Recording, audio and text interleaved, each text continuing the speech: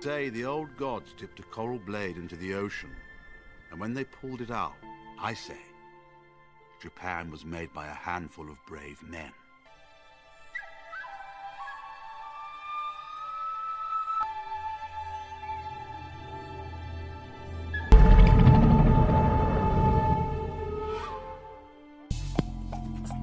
Cek sound. Halo teman-teman sekalian, jumpa lagi dengan Bang Razi. Kali ini kita akan mereview sebuah film yang sangat fenomenal dan sangat mengagumkan teman-teman sekalian. Oke, halo kaum rebahan dimanapun kalian berada, bagaimana kabarnya? Kembali lagi bersama saya Bang Jali, bukan Bang Jali, Bang Bang Razi akan merangkum sebuah film yang dirilis pada tahun 2003 berjudul The Last Samurai, dibintangi oleh abang-abangan Bang Z, yaitu Tom Cruise ya. Mirip enggak ya?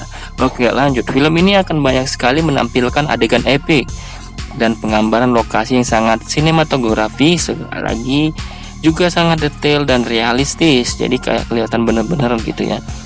Maka tidak heran film ini mendapatkan berbagai penghargaan waktu itu ya.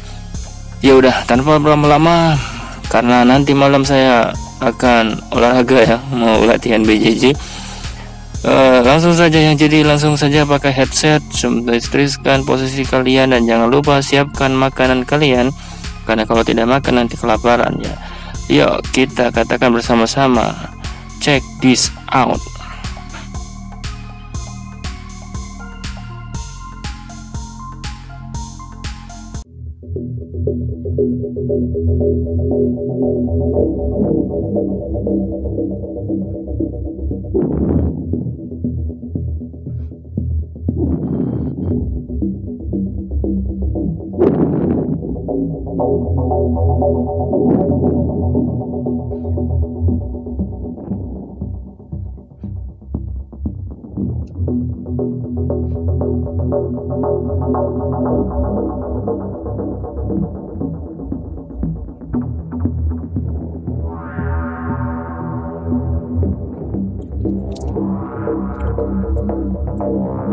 Berlatar belakang pada tahun di mana wanita belum joget-joget di TikTok ya.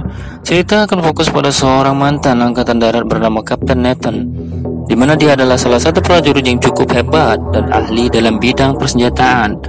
Nathan sendiri sekarang menjadi seorang pemabuk karena trauma akibat kekejamannya setelah membantai suku Indian di masa lalu.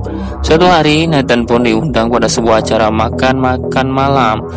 Ini adalah Omura, salah satu menteri dan penasihat kekaisaran Jepang, di mana dia meminta Nathan untuk melatih tentara Jepang dalam rangka membantu mereka untuk menghabisi pemberontak, yaitu para samurai. Nathan akan dibayar mahal untuk hal itu.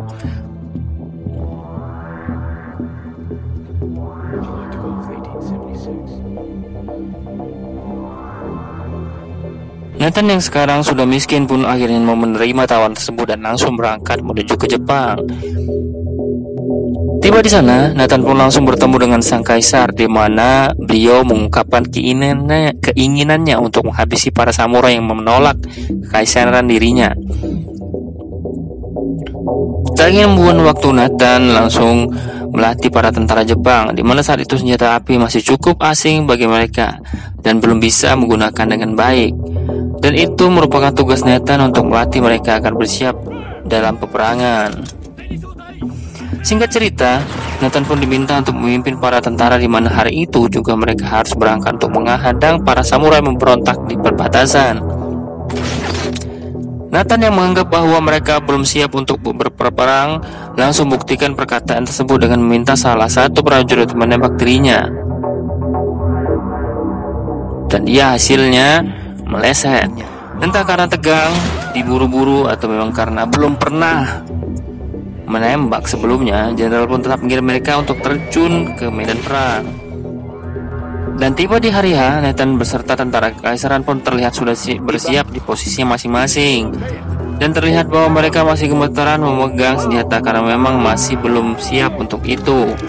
Hingga saat samurai para pemberontak datang, mereka pun menembak ke sana kemari tak beraturan, yang membuat mereka semua tewas dibantai. Misalkan Nathan seorang dia pun berjuang mempertahankan hidupnya dengan sebuah tongkat bendera, di mana dia dikeroyok oleh beberapa samurai. Ini adalah Katsumoto, beliau merupakan ketua samurai yang saat itu melihat bahwa ada sesuatu yang berbeda dalam diri Nathan. Saat dirinya memegang bendera mereka hingga saat Nathan berhasil bertahan, Katsumoto pun membiarkan hidup dan membawa Nathan bersamanya. Hingga saat Nathan dibawa, dia pun melihat pemimpin seorang kekaisaran yang sedang menusuk dirinya sendiri kemudian dipenggal oleh Katsumoto, sehingga terlihat jelas bahwa kepala orang tersebut tergeletak dan jatuh di atas rumputan. Saat dirinya memegang bendera mereka hingga saat Nathan berhasil bertahan, Kepala putus ya. pun membiarkannya hidup. Sampai di dan tempat membawa Nathan persembunyian para samurai pemberontak, Nathan pun diturunkan dan ditanya oleh Katsumoto, "What is your name?" Ternyata Katsumoto pasti berbahasa Inggris karena pernah sekolah di BSI. Lanjut. Namun karena Nathan sudah terlalu lemas, dia pun sudah tak mampu berpikir dan sudah lelah untuk berbicara. Hingga akhirnya dia pingsan. Hari demi hari Nathan melalui dengan masa pemulihan di mana dia dirawat oleh seorang janda di sana yang merawatnya dengan sepenuh hati.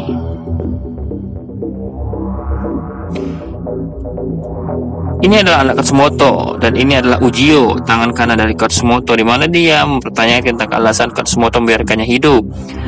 Katsumoto pun beralasan bahwa Nathan bisa menjadi kesempatan mereka untuk mempelajari musuh sehingga memberikan peluang mereka untuk dapat melengsarkan kekaisaran.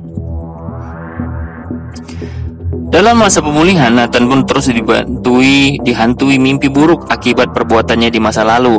Saat diri membantai suku Indian hingga membuatnya terbangun, akhirnya pulih sedia kala. Setelah bangun, Nathan pun berjalan keluar dan melihat keadaan di sana masih sangat asri dan logiawi, sangat asri sekali ya. Di mana dia merasakan kedamaian dan kesederhanaan yang belum pernah dia rasakan sebelumnya. Hingga saatnya Nathan bertemu dengan Katsumoto. Dia pun bertanya kepada Katsumoto tidak membunuhnya. Kenapa tidak membunuhnya dan kenapa Katsumoto memenggal kepala seorang musuh yang sudah menyerah? Bukankah itu tindakan yang tidak gentle? Katsumoto pun menjawab bahwa itu adalah bagian dari budaya Jepang atau budaya mereka, di mana sesaat seorang malu karena kalah dalam pertempuran dan meminta dirinya untuk mengakhiri hidupnya, dan Katsumoto hanya membantu memenggal kepalanya saja. Terakhir, Nathan pun bertanya siapa prajurit yang dia bunuh ketika itu. Katsumoto pun menjawab bahwa dia adalah adik ipar dari Katsumoto sendiri dan wanita yang merawatnya adalah istrinya yang sekarang sudah menjadi janda. Bisa disimpulkan bahwa sebenarnya si janda ini terpaksa melayani Nathan karena tugasnya untuk menghormati tamu dan harus menerima fakta bahwa sang suami mati dalam tugasnya sebagai seorang prajurit. Saat sore hari ketika hujan deras, Nathan pun melihat dua anaknya sedang berlatih pedang untuk kemudian menghampirinya dan mencoba pedang kayu tersebut. Tak lama muncullah Ujio, yang mana beliau tidak terlalu menyukai keberadaan Nathan dan tidak sudi pedang dan kebudayaan mereka disentuh oleh Nathan. Untuk itu, dia pun menantang Nathan agar melepaskan pedangnya, yang mana Nathan berkali-kali jatuh tetapi bangun lagi, jatuh lagi dan bangun lagi hingga dia tak sadarkan diri. Besoknya, Nathan kembali menemui Katsumoto dengan pertanyaan yang sama. Kenapa dia berada di sini? Tetapi Katsumoto tetap tidak menjawab pertanyaannya dan mengatakan bahwa sekarang musim salju sehingga jalan tertutup dan tak. Untuk itu, Nathan diminta tetap berada di sini sampai musim semi tiba. Mendengar hal itu, Nathan pun tidak bisa berbuat apa-apa dan terpaksa harus tinggal di sana. Di mana dia akhirnya terbiasa dengan budaya mereka dan pelan-pelan mempelajari budaya mereka hingga akhirnya dia memakai pakaian yang sama dengan mereka. Di mana pakaian tersebut adalah pakaian bekas suami dari si wanita alias orang yang sudah dibunuhnya. Hingga saat si wanita sudah tidak tahan dengan harus bersikap baik di hadapan Nathan, dia pun menemui Katsumoto dan meminta untuk bunuh diri karena rasa malu yang dipikulnya. Namun Katsumoto menolak hal itu dan mengatakan bahwa pasti ada alasan kuat kenapa Nathan berada di sini. Hingga saat ada momen ketika si wanita dan Nathan berdua saja, saat Nathan pun menyampaikan permintaan maafnya karena telah membunuh suaminya. Lalu si wanita pun mengatakan bahwa yang sang suami mati dalam tugas begitu pun Nathan yang hanya melaksanakan tugasnya, dan dengan termeh-meh akhirnya si wanita pun memaafkannya. Dan dari situ Nathan pun menjadi sosok yang berbeda dengan sebelumnya, di mana dia sudah tidak bermimpi buruk lagi dan memiliki sikap yang sopan, lebih tenang dan tidak pernah stalking di Instagram mantan lagi, ngeliatin posting mantan. Oke, lanjut. Singkat cerita, malam perayaan pun tiba. Terlihat semua sedang berkumpul tertawa bahagia hingga saat ada beberapa ninja muncul. Semua orang pun seketika memperuncai dan berhamburan keluar ke sana sini, di mana Nathan melindungi si wanita dan anaknya, kemudian berhasil menyelamatkan Katsumoto yang dikepung oleh ninja-ninja tersebut.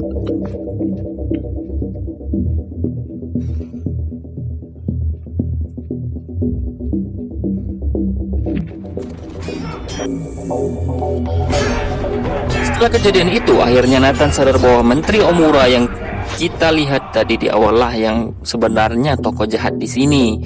Di mana Katsumoto hanya mencoba melindungi kebudayaan dan kedamaian Jepang dari berbagai senjata dan dunia modern. Karena sudah musim semi, Katsumoto pun mempersilahkan Nathan untuk pergi dari sini sesuai apa yang telah dijanjikan oleh dirinya. Nathan pun pergi pamit ke si wanita yang kebetulan sedang mandi di tampian, di mana dia baru saja mandi junub dan terlihat sedih dengan kepergian Nathan. Sesampainya ke kesayangan Nathan pun terlihat banyak sekali pasukan dan beberapa senapan mesin yang baru saja tiba, di mana mereka menjelaskan bahwa para tentara sekarang sudah siap berperang dan yakin bisa mengalahkan para pemberontak tersebut. Di sisi lain, kita akan melihat Katsumoto menemui sang kaisar, di mana akhirnya terkuak fakta bahwa Katsumoto adalah salah satu menteri dan penasihat kekaisaran, namun terlibat perselisihan di antara Katsumoto dan Omura, yang mana Omura menginginkan agar para samurai ditiadakan untuk diganti dengan senjata dan budaya modern. Sementara itu Omura meminta Nathan untuk memimpin pasukannya dalam penyergapan para samurai dan akan dibayar 2 kali lipat akan hal itu. Tetapi seperti yang kita tahu, Nathan sudah sangat dekat dengan para samurai dan akhirnya dilema antara memihak samurai dan kekaisaran. Saat keluar, Nathan pun melihat anak dari Katsumoto yang sedang dikepung oleh kepolisian, di mana mereka meminta anak Katsumoto untuk menyerahkan pedangnya karena sesuai peraturan baru bahwa para samurai sudah tidak dianggap dan pedang sudah dilarang untuk dibawa kemana-mana. Dirazia ceritanya nih. Di sisi lain, Katsumoto pun menghadiri rapat para dewan, di mana dia justru ditangkap sebagai tawanan karena telah membawa pedang dan tak ingin menyerahkannya kepada mereka.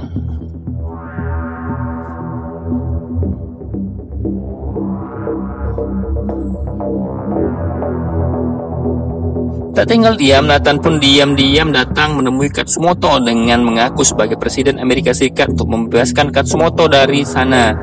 Namun hal yang tak diinginkan terjadi tatkala para pengawal mengetahui hal itu hingga terjadi tembak-tembakan yang mengakibatkan anak dari Katsumoto harus mengorbankan dirinya agar Nathan dan yang lainnya bisa pergi. Dari situ mereka pun menyusun rencana dan strategi untuk menyambut kedatangan para tentara, di mana Nathan memimpin perang itu sendiri dengan memakai baju samurai bekas milik suami si wanita dan berangkat menuju peperangan.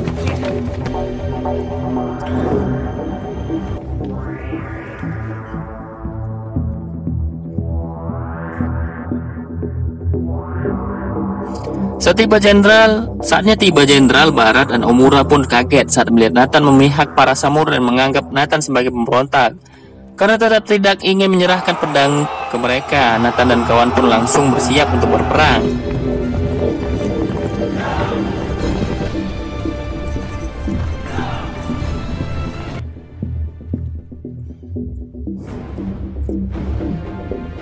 Dengan adanya Nathan di pihak mereka yang kita tahu sudah banyak menyelesaikan misi mustahil sebagai agen MI6, tentu itu akan memperbesar peluang kemenangan mereka.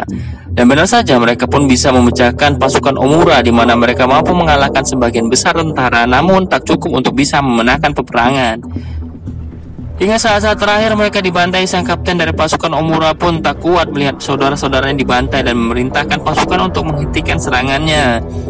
Kini hanya tinggal Nathan dan Katsumoto lah yang tersisa, di mana Katsumoto memilih untuk mengakhiri hidupnya karena merasa sudah kalah dan merasa terhormat bisa bertarung bersama dengan Nathan. Terlihat mereka semua bersujud untuk menghormati para samurai dan perang pun berakhir. Beberapa waktu setelah kejadian itu, Omura pun terlihat sedang menerima kesepakatan dengan salah satu perwakilan negara asing, di mana mereka menjalin kerjasama untuk membawa era baru ke negara Jepang. Namun tak lama muncullah Nathan dengan pedang milik Katsumoto untuk diserahkannya kepada sang kaisar sebagai pemberian terakhir dari para samurai. Melihat hal itu, Omura pun seketika menyerenteng dan mengatakan untuk tidak menerimanya. Namun sang kaisar yang merasa iba akhirnya memarahi Omura dan membatalkan kesepakatan tersebut. Pada akhirnya, Nathan pun menjadi samurai terakhir. Dan sesuai dengan judul film ini, yaitu The Last Samurai, Nathan pun kembali ke perkampungan dan menemui si wanita untuk menjalin kisah cinta abadi di antara mereka berdua. Oke, tamat akhirnya.